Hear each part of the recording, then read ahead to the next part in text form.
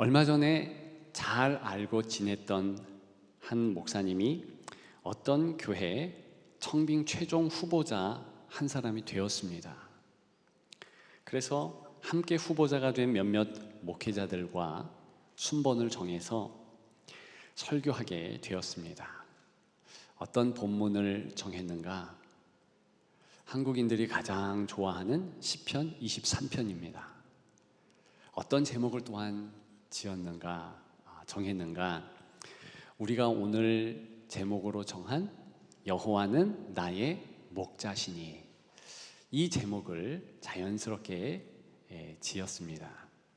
그런데 설교를 준비하는 가운데 여호와는 나의 목자시니, 이 억구에서 가슴이 갑자기 먹먹하고 두근두근 뛰는 것을 느꼈다 했습니다. 그래, 여호와께서 나의 목자시지.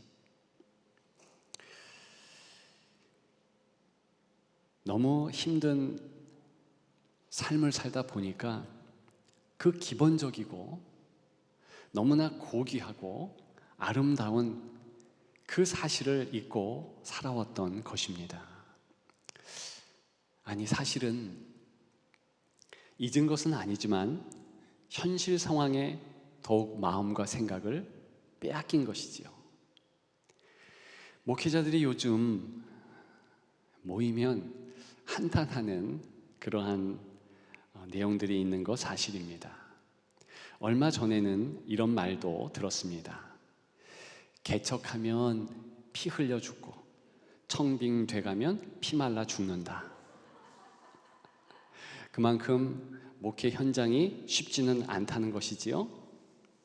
그런데 목사님들만 힘든 것이 아니고요, 성도님들도 무척 힘듭니다. 새삼 말할 필요가 없는 사실 아닙니까? 자영업자는 자영업 하면서 너무 힘듭니다. 그렇다고 큰 기업, 대기업에 다닌다고 힘든 것 예외 아닙니다. 언제 정리가 될지 모르는 현실입니다. 지난 교회에 지냈던 어떤 성도는요, 좋은 회사인데 혹시 명퇴 당할까봐 자진해서, 나이가 많은 분인데요, 몽골로 내가 가겠다. 그래서 3년 몽골 생활을 했다는 것입니다. 요즘 신앙인조차도 힘들고 어려워서 여호와는 나의 목자시니 그렇게 생각할 여력도 없고 마음을 다 빼앗긴 현실 맞습니다. 저는 그 지인 목사님의 그런 표현, 가슴이 먹먹하다, 먹먹했다, 여호와는 나의 목자시니 그렇게 되뇌이면서 마음이 뛰기 시작했다. 그런 표현들을 들으면서 생각나는 인물이 있었습니다. 오늘 본문에 무비보셋이었습니다. 설교 준비하며 무비보셋을 묵상하던 중이었으니까 어찌 보면 당연한지도 모르겠습니다. 그러나 사실은 무비보셋의 그 엄한 현실 때문이었습니다. 얼마나 힘들고 얼마나 어려운지.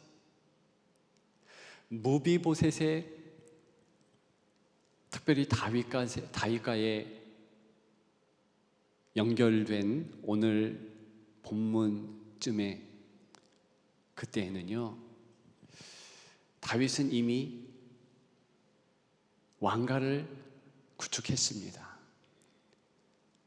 흔들림 없는 자기의 권력, 권세를 다 이제 구가한 터이지요.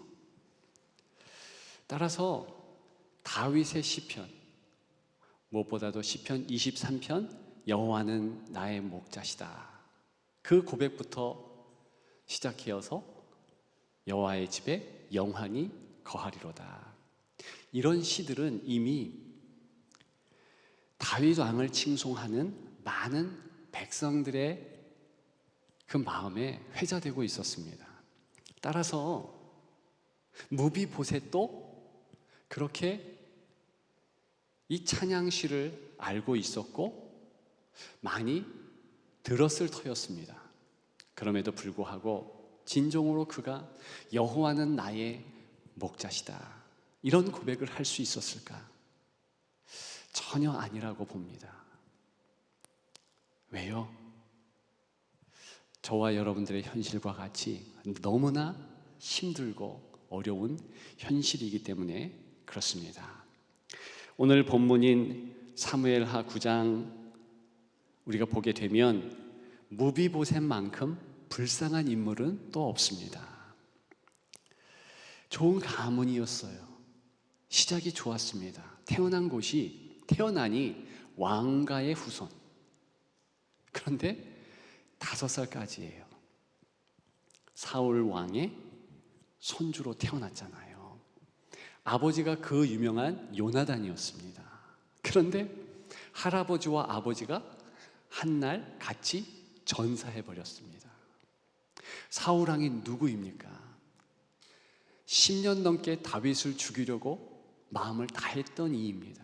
따라서 이제 마치 역성혁명이 일어났듯이 이제 다윗의 시대가 왔어요. 다윗이 권세를 잡았다는 것입니다. 다급해진 무비보셋의 유모가 이제 무비보셋을 안고 뛰기 시작합니다. 5살인 무비보셋, 그 아이를 안고 뛰다가 무거웠는지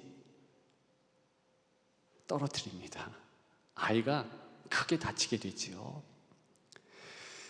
절름발이가 됩니다. 2 발을 다 못 쓰는 그런 아이로 자라가게 되지요.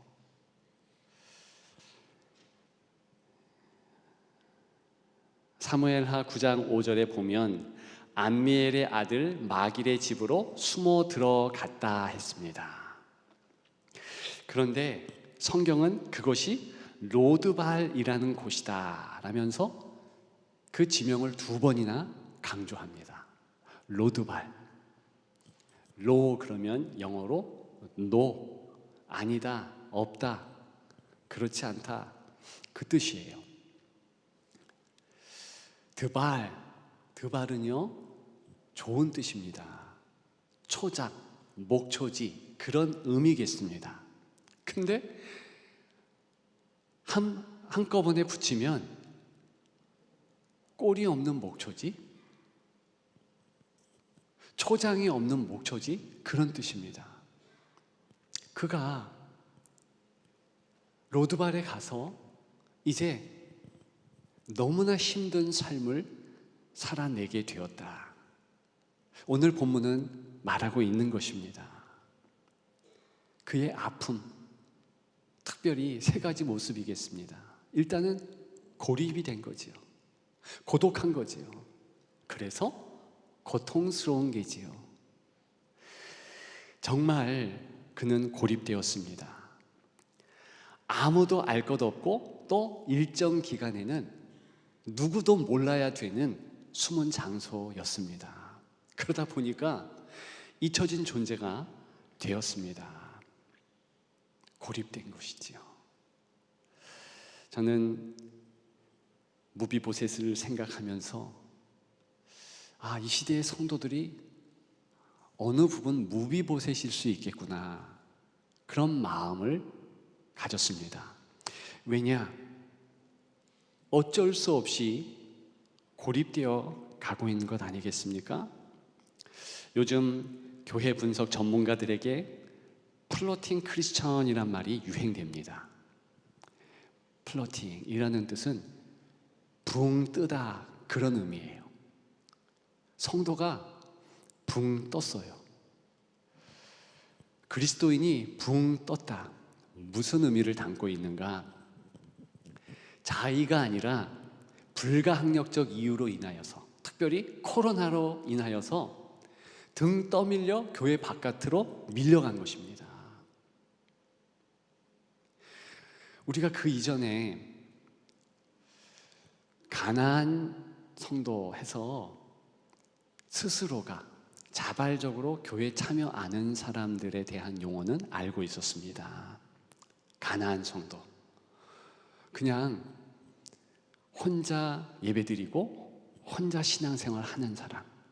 그런데 코로나를 통하여서 이제는 비자발적으로 플러팅 되어서 마치 부초와 같이 한 군데 정착할 수 없고 떠밀려서 가는 그런 모습을 성도의 보편적인 모습으로 가지게 되었다. 그것이 이 시대의 아픈 성도의 모습이라는 것입니다.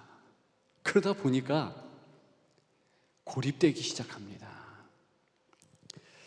2020년 12월에 실시한 한 조사 자료에 의하면 현장 예배에 참석한 사람들의 비율이 51.8%였습니다. 2000년 12월이면 19년 12월부터 시작된 코로나가 1년쯤 지난 뒤였습니다. 그때요, 저도 기억나는데 한시적으로 뭔가 느슨해진 분위기로 식당이나 카페 같은 곳에 3, 4, 5 사람들이 모일 수 있었습니다. 그런데 여전히 교회는 50% 조금 넘는 그런 회복의 기미만을 보였지요. 시간이 지납니다. 2021년 6월, 2022년 4월에 또 조사를 했습니다. 그런데요, 현장 예배를 드린 비율은 큰 차이가 없더라. 이제는 정부의 정책이 완화된 시점에도 예배를 드려야 한다는 생각 그 자체가 없어졌다는 것입니다. 고립이 현실이 된 거예요. 내 스스로도 이제는 타개할 필요성도, 이유도, 행동도 갖지 못하는 것이지요. 너무나 아쉽게도 그 옛날 무비보셋이 꼭 그랬습니다. 시간이 지나갔잖아요.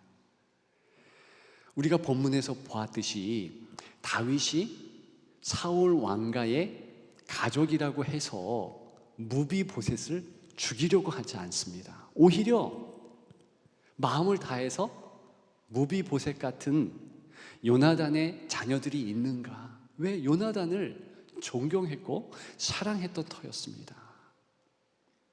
근데 비명행사했잖아요. 너무나 마음이 안타까우니까 백방 찾았던 거 사실입니다. 그럼에도 불구하고 무비보셋은 꽁꽁 숨었어요. 이제 시대가 바뀌고 좋아졌는데도 불구하고 문빗장을 열고 나오지 못했습니다. 로드발 안에서 그렇게 그는 나이가 들었고 계속해서 그곳에만 머물게 되었습니다. 이런 무비보셋에게 당연한 것 한 가지가 찾아왔습니다. 그것은 바로 고독이지요. 고립이 있은 후에 고독은 당연한 모습이지요. 오늘 우리가 읽은 성경 어떻게 무비보셋의 고독한 모습을 비추고 있습니까? 대조적으로 이런 모습 나오고 있습니다. 사울왕 문지기 시바, 이 사람은 몸종일 뿐이에요. 그런데 거부와 같은 몸종이죠. 좀 재물이 있는 몸종이죠. 아들이 15명이라 했습니다. 10절에 나오고 있습니다. 그런데 그의 주인인 무비보셋, 어떤 모습을 보입니까? 12절에 보니까 어린 아들 하나뿐이다 그랬습니다. 이런 통렬한 대조를 통해서 지금 어떤 사안이 부각되고 있습니까? 허물어져 가는 무비보셋의 모습입니다. 영향력도 이제는 없어지는 거예요. 육적으로도 아들 하나뿐이에요. 종 무비보셋, 종 시바는 15명이나 되는데 아들 하나뿐이다. 이게 지금 영적 상황도 이야기하고 있는 것입니다. 점점점 쇠락해 가는 거예요. 내가 만날 사람도 없지만 나를 필요성 있게 찾는 사람도 없어져요. 그렇게 외로움 속으로, 고독 속으로 빠져가고 있는 무비보셋이었습니다. 저는 이 시대를 보면서 이 시대를 생각할 때 참 신생 무비보셋이 많아졌구나 느끼지 않을 수 없습니다. 고립 이후에 성도들에게 고독이 찾아온 것입니다. 외롭고 힘든 것이 당연하게 찾아왔다는 것이지요. 요즘 아버지들이 무너지고 있는 현실입니다. 연령이 높을수록 자살률도 높다. 특히 40대 이상 남성들에게 그렇다. 이것이 요즘 대두되는 특별한 사실입니다. 저는 말씀을 준비하면서 그런 사실 반대로 알았습니다. 여성들이 감수성이 예민하니까 나이가 들어가면서 더 죽고 싶고 자살하고 싶고 그럴 줄 알았습니다. 그런데 현실은 정반대예요. 40대 이후 여성의 2배 자살률 가지고 있는 것이 남성이에요. 한국 남성. 70대 이후 남성의 자살률 증가 폭이요 매우 높습니다. 경제적 이유로 자살하는 퍼센트도요 아주 가파른 증가 추세를 가지고 있다는 것입니다. 지금 남성에 대한 부분이에요. 왜 그럴까? 남성들이요 이제 삶의 회의를 느꼈다는 것이죠. 도저히 이 난국을 타게 할 어떤 마음의 힘이 결여됐다는 것입니다. 그런데 재미있는 현상이 또 있습니다. 자살 시도자 3분의 1 이상 도움을 얻으려고 그렇게 했던 것이다 라는 응답이 있어요. 특히 남성들은 그렇답니다. 자살 시도자 36%가 도움을 위한 절박한 몸부림에 그렇게 했다. 즉 남성이 어떻게 할 바를 모르는 거예요. 그런데 시도한 것 자체가 날 좀 도와주세요라는 절박한 몸부림에서 그렇게 했다는 것이죠. 그런데 참 안타까운 것은 아무도 그것을 알아봐 주지 않는 현실. 이것이 외로움으로 울부짖는 이 시대의 남성 가장들의 모습입니다. 무비보셋을 어쩜 그렇게 닮았을까요? 본인이 외로운 것을 전혀 나타내지 않아요. 그리고 스스로도 속입니다. 나 괜찮아. 갑자기 무너지는 거예요. 교회에 여러 할 일들이 있습니다. 그런데 가장 쉽고 시급한 것은 무엇인가? 서로 살펴보는 거예요. 특히 남성 성도들, 우리의 아버지들, 내 친구들, 같이 신앙생활한 이들이 정말 마음이 괜찮은지 살펴야 된다는 것입니다. 그리고 그저 다가가서 차 한잔 마시고 힘든 거 없소? 얘기해봐. 얘기해보세요. 이러면서 나누는 그런 시간들이 너무나 필요하다는 것입니다. 가장들이 힘들어요. 아버지들이 어렵습니다. 그런데 이것이 아버지에게만 국한된 상황이 아니더라. 조사 결과에 의하면 이제 점점점 암울한 현실이 가장에게서 자녀들에게, 남편에게서 아내에게 퍼져나가고 있다는 것입니다. 그래서 현실에 대하여 실망하고 낙담하며 스스로 방어벽을 구축해서 사람을 찾지 않고 만나지 않는 퍼센트가 너무나 높아지고 있다는 것입니다. 전 연령에 의하여서 그렇게 된다는 거예요. 남들 생각 때문에 자기가 무너지는 것을 철저히 가립니다. 무비보셋이 꼭 그랬으리라 확신합니다. 외로움으로 힘들고 어려운 이 시대의 무비보셋, 전 세대를 우리가 같이 관심 가지고 바라보고 혹시 나에게도 그러한 모습이 있지 않을까 살피는 계기 되기를 소망합니다.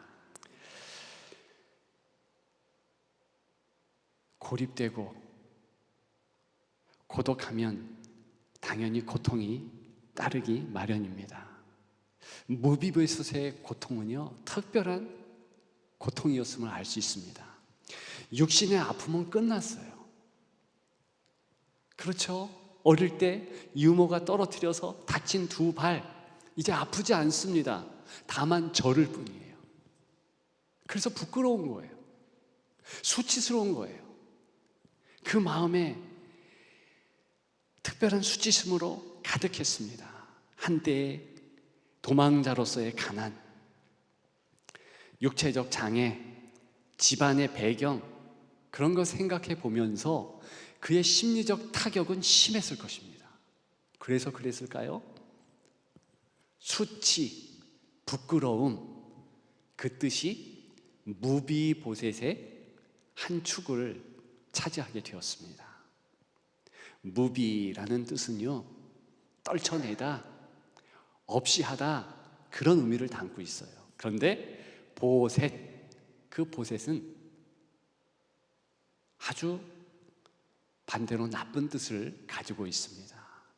부끄러움, 수치, 괴로움, 이런 뜻이겠습니다. 즉 마음으로 힘든 거예요. 성경에서 이름은요, 그 사람의 현실, 그 사람의 인격, 그 사람의 삶을 고스란히 담고 있는 것입니다. 잎새에 익는 바람에도 나는 괴로워하였다. 제2의 윤동주가 무비보셋 아닐까 싶습니다. 수치스러운 거예요. 모든 것이 부끄러운 거예요. 민감한 것입니다. 예민해서 힘든 거예요. 무엇이든지 부정적으로 생각하는 무비보셋. 우리의 모습 가운데서는 그런 모습이 없을까요? 수치, 부끄러움, 너무 예민한 거. 이 시대에는요, 그런 예민성을요, 좀 긍정적으로 보려는 시도들이 많습니다. 제가 문헌 또 참고 도서들을 보면서 놀란 사실이 있었습니다. 그게 뭐냐면 제가 너무 예민하다는 사실이에요. 여러분들 어떤지 한번 몇 가지 질문을 드리겠습니다. 여기에 몇 개만 그렇습니다라는 동의가 있다. 그러면 여러분들도 예민한 사람들이에요. 주변 분위기의 미묘한 변화를 잘 알아차린다. 그렇게 심하게 흔들 건 없어요. 그냥 마음으로 끄떡여 보시면 됩니다. 타인의 기분에 잘 휘둘린다. 통증에 매우 예민하다. 혼자만의 장소로 도망치고 싶을 때가 많다. 커피를 마시면 잠이 오지 않는다. 강한 빛이나 냄새 등을 못 견딘다. 상상력이 풍부하고 공상에 잘 빠진다. 소음에 예민하다. 미술이나 음악에 심취해 감동을 잘 받는다. 나는 매우 양심적이라고 생각한다. 사소한 일에도 잘 놀란다. 짧은 시간에 많은 일을 할 때 혼란스럽다. 상대가 왜 불쾌하는지 바로 알 수 있다. 한 번에 많은 일을 하는 게 유독 어렵다. 실수가 두려워 남들보다 더 많이 주저한다. 뭐 등등.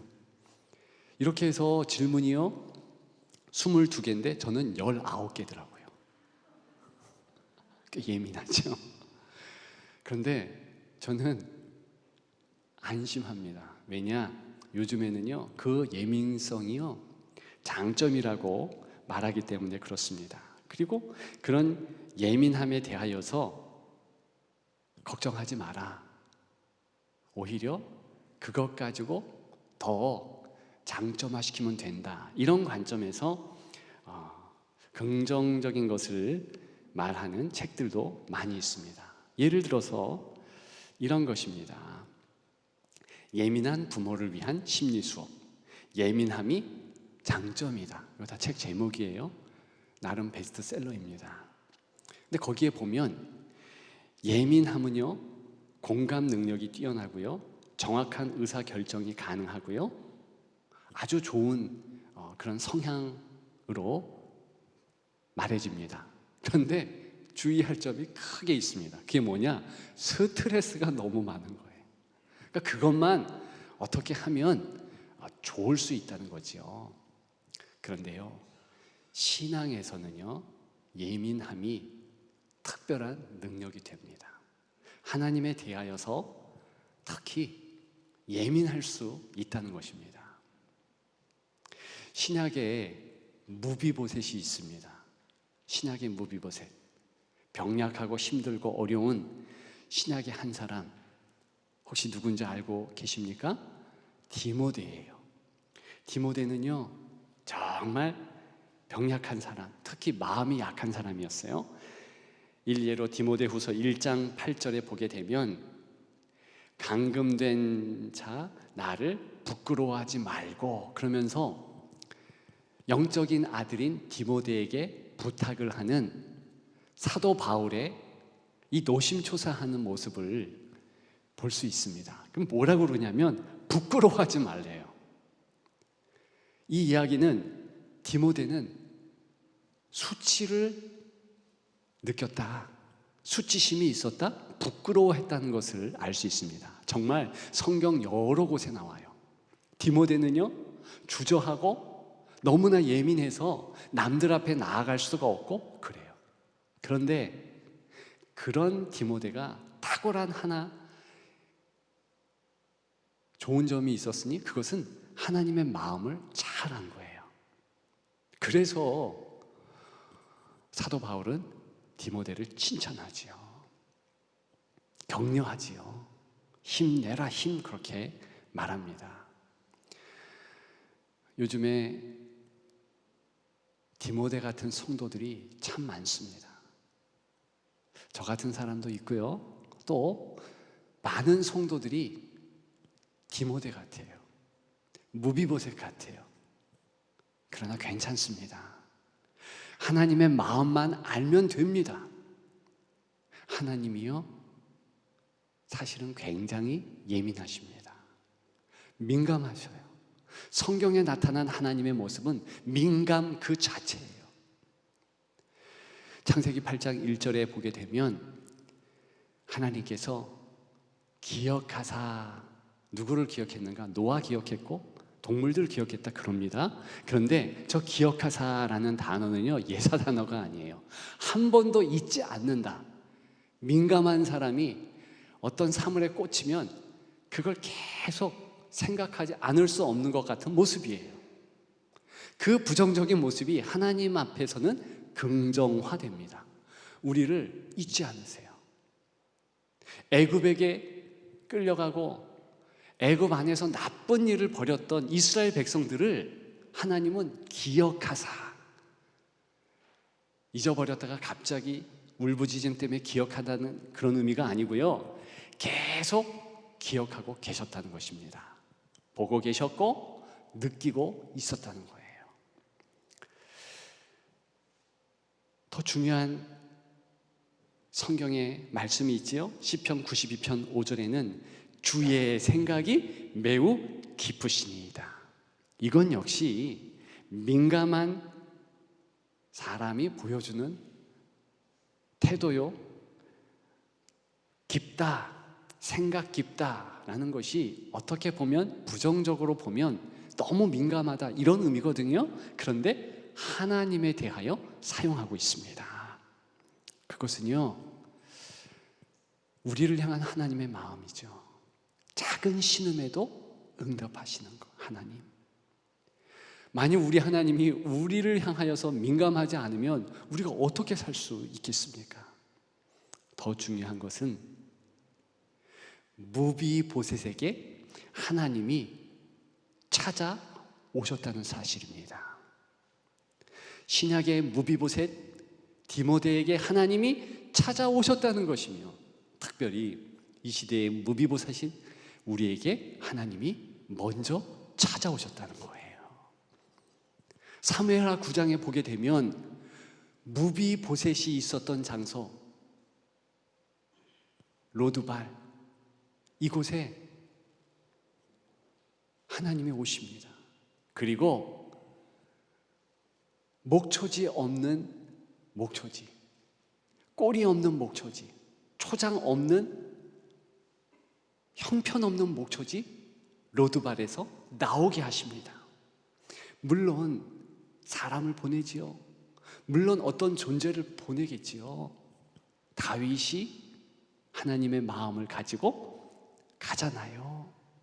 그래서 로드발에서 나오게 합니다. 그리고 결과적으로 오늘 본문 보게 되면 11절에 어떻게 합니까? 왕자 중 하나처럼 왕의 상에서 먹으니라 그랬어요. 12절에도 반복되지요. 13절에도 또 반복됩니다. 무비보셋이 항상 왕의 상에서 먹었다. 한 번 먹고 끝, 그것이 아니라 매 끼니마다 계속해서 먹었다는 뜻이에요. 왕의 식탁에 초대받았다는 의미입니다. 그것이 바로 하나님의 놀라운 역사예요. 무비보셋을 찾아오신 하나님의 놀라운 은혜라는 것입니다. 만일 이 은혜가 없다면 무비보셋은 이름값 하지 못합니다. 다만 보셋으로 망했겠지요.